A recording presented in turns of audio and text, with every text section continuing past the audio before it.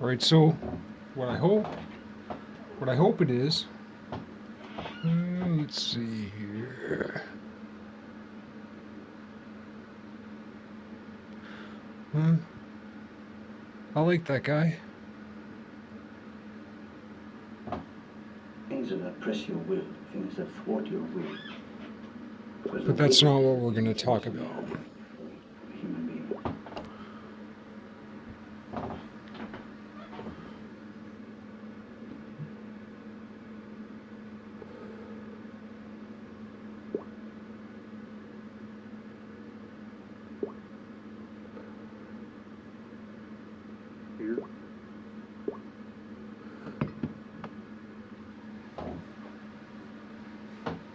So, I made this video. I made this video. Um,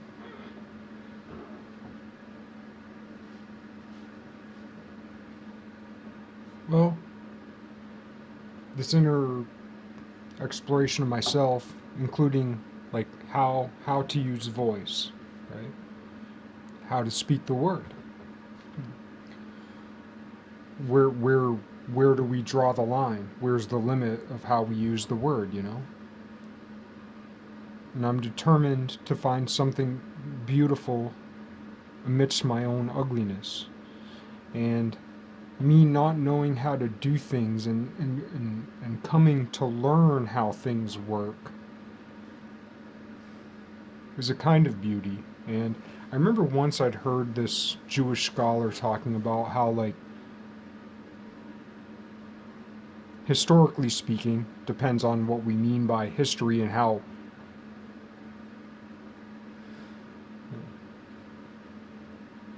penetrating of a lens we have as we look upon history, like what he might mean, but that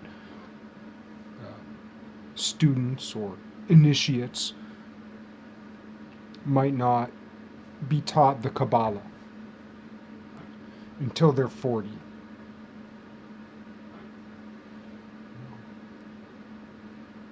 But if we're looking at history as like 100, 200, 300, 400, 500, 600, 1,000 years, that's still late. Like Kabbalah is a modern thing. It's not ancient.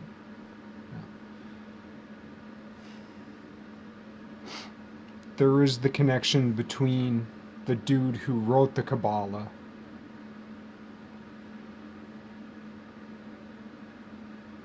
and the dude who wrote the Kabbalah said that he was translating the work of this older Jewish prophet, holy man. Some people say that that's what happened. The guy who just made the translation, English translation of the Kabbalah, says, well, that's not what happened, because after that dude who was writing it in Aramaic died, someone went back and asked his wife, and his wife recalled the conversation she'd had with the guy and was like, why are you saying this other guy wrote this thing? And he's like, if I said I wrote it, nobody would read it. So there are two camps. One camp that says the Kabbalah is this translation of this ancient text by this ancient Jewish prophet, this BC or BCE prophet. And then other people say no, it was written by this other guy in the, I can't remember, I actually don't remember, I'm embarrassed right now, but somewhere in the 1200s, 1300s range, this guy who said he was translating the Kabbalah actually wrote the Kabbalah, but that doesn't take away from like how great it is, and how it's not the first, but it's kind of the definitive, the Zohar. It's kind of the definitive Kabbalic text, if there could be one. Even though it's not a book, it's a very long, large series of books. The third view is not often spoke of, is that it was the same guy. That BCE prophet was the guy who wrote the Zohar.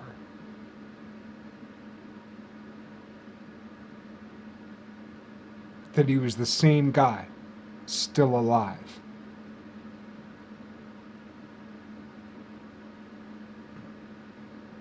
Kind of triangulates the question.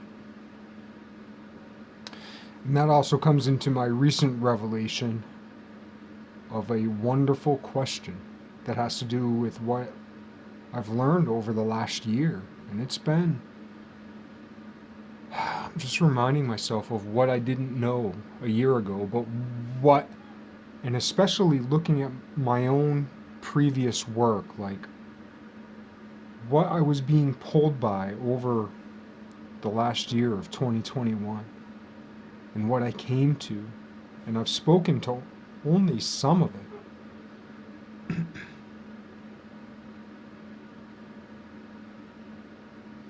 But because I've spoken, I came upon Raphael.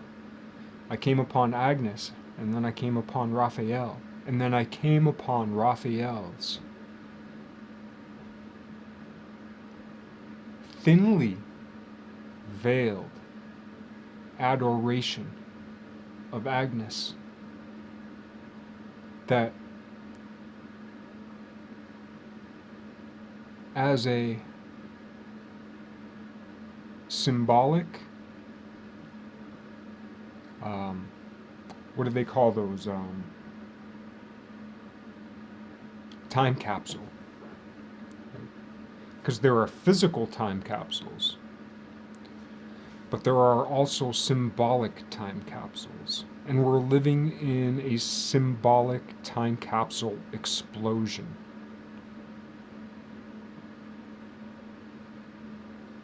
And yeah, I've come upon I was calling it like the Raphael code, because kind of like the Da Vinci code, but it's not. With Raphael, it's not just a code; it's an apocalypse. It's a revelation. I'm fighting a little bit between the idea of the apocalypse of Raphael, Raphael's apocalypse, Raphael's revelation, because then there's alliteration.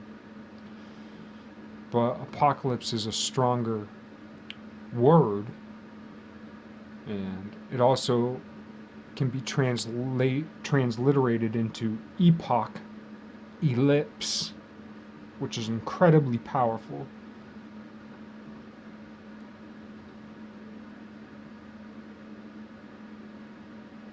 Did I have a point? Just that it's been an awesome year. Oh yeah, and the whole idea with Raphael and what I just said about the author of the Zohar in the Aramaic, who called himself a translator, who may have been the author, may have been kind of sort of both, if he was the same person and a couple thousand years old. And we can consider that a little bit like a philosophical or logical lemma, if not a mythological lemma. And they use lemmas in math all the time. And you can't get more logical than math, can you?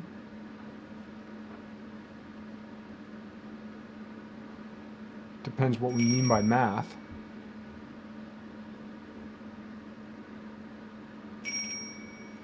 But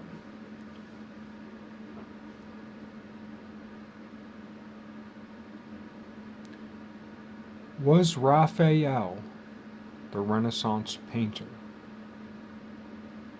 Archangel Raphael himself.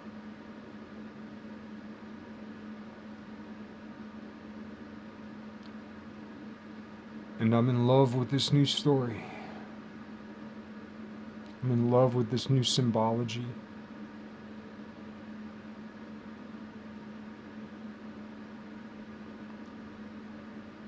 And I'm in love with this new historio-symbolic truth. That Raphael, the painter, was the Enochian Raphael.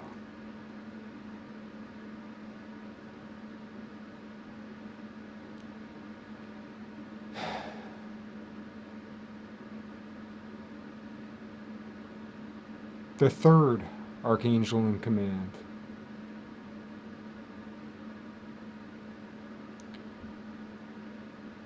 And the archangel most associated with healing.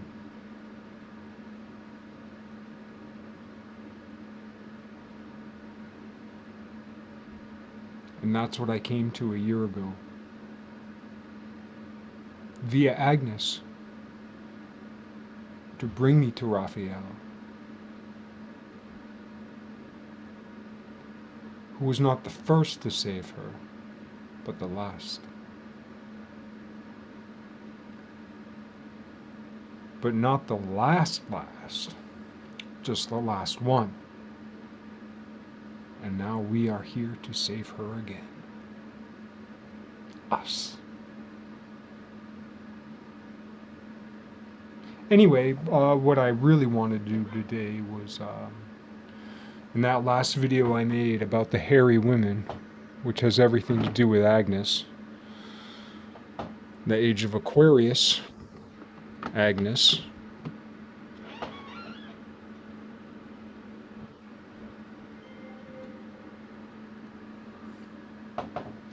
So that was kind of the emotional theme of what I was doing, but it's also just the exploration of voice and the word.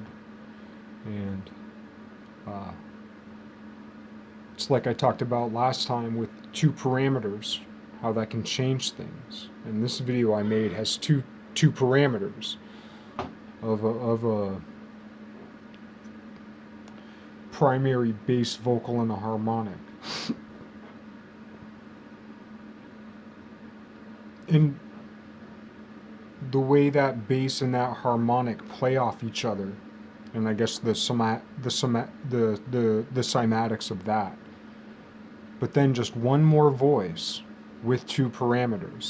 So now you have 2 parameters with 2 parameters.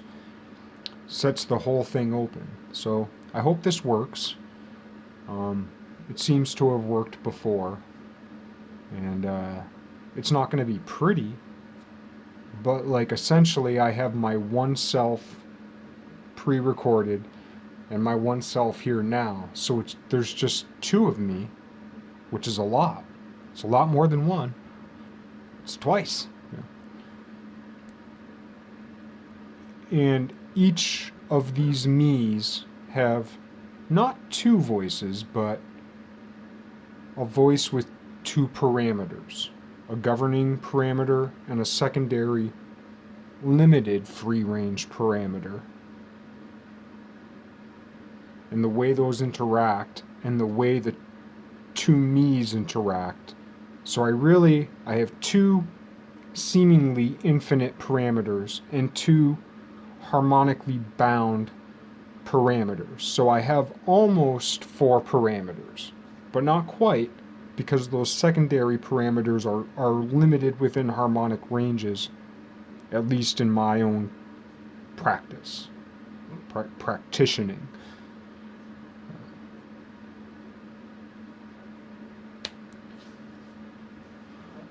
So I hope I can do it.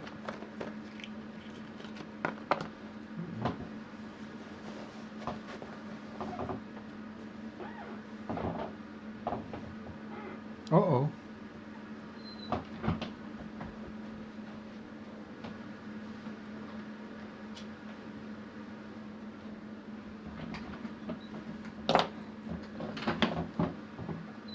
All right.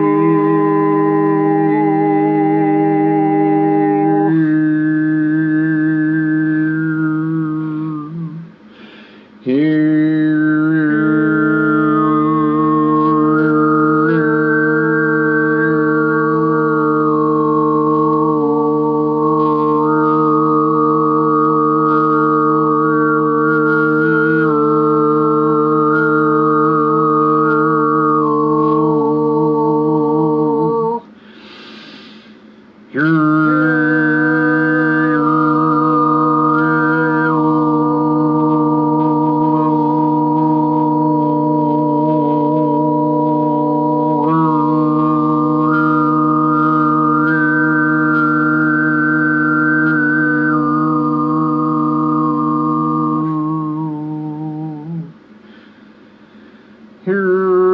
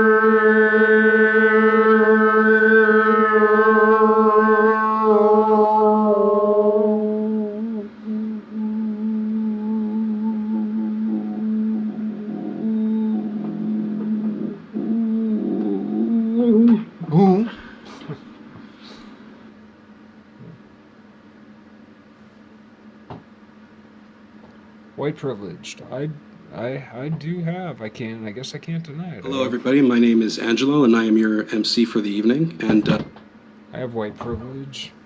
I have 21st century privilege. What else do I have? I have Northeast privilege. I have privilege that I work my job. I'm a house painter, and I work in the vicinity of an Ivy League college. I have that privilege. I have the privilege, of a mom who loved me. Even if I perceive that love to be henpecky, which I have perceived it to be. But now that I'm older, I realize for good reason. Could it have been misdirected? Sure. But certainly not more so than my own misdirection. I don't have any children. I'm arrested in development. I'm a 44-year-old teenager.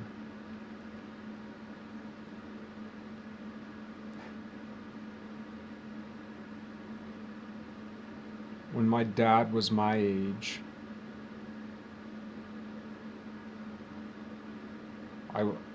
I was becoming an assistant manager of a paint store. If I had a son living with me the way I live, I'd be mortified, as would anybody. Yet somehow, even I still matter.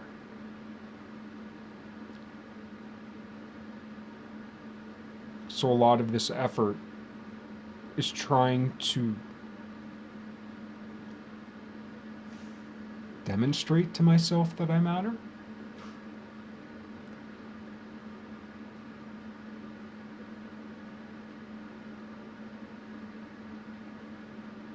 But it's not just that. There's an army of people like me who would be willing to sacrifice those things that other people want and do and take for granted as given parts of life that many of us don't have. And that's a lot of what has to do with to do with St. Thomas as the champion or the patron saint of lost causes and second chances is that I'm off the arc of the historical narrative of what folks should do. I'm off that arc. Okay. But I still want to contribute, and there are millions like me, if not a billion.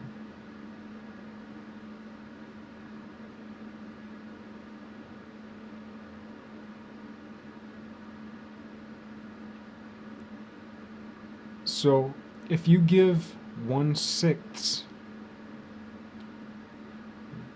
so what's a third? Third's 33.3 repeating. So,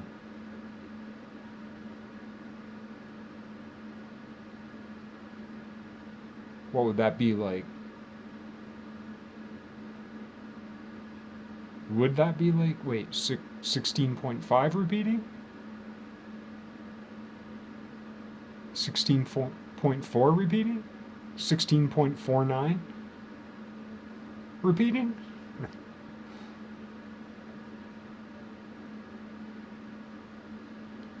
Anyway, that's 16%'s huge. And to, in the past, a large majority of that 16% has just been thrown away. What if we can reclaim that 16%? Maybe bump it up to 20 if we can kill suicide. Not kill ourselves with suicide, but kill suicide, right? So it's a lot of high-minded, convoluted ideas trapped up in some very simple, silly practices, but that's what it's all about, and that's what motivates me to do anything at all. And I'm very glad for that. I just hope to do a better job and to become more sober.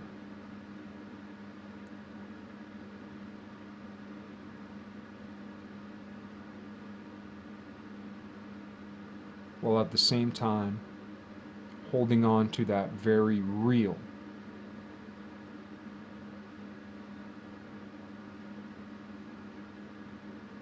movement beneath the surface.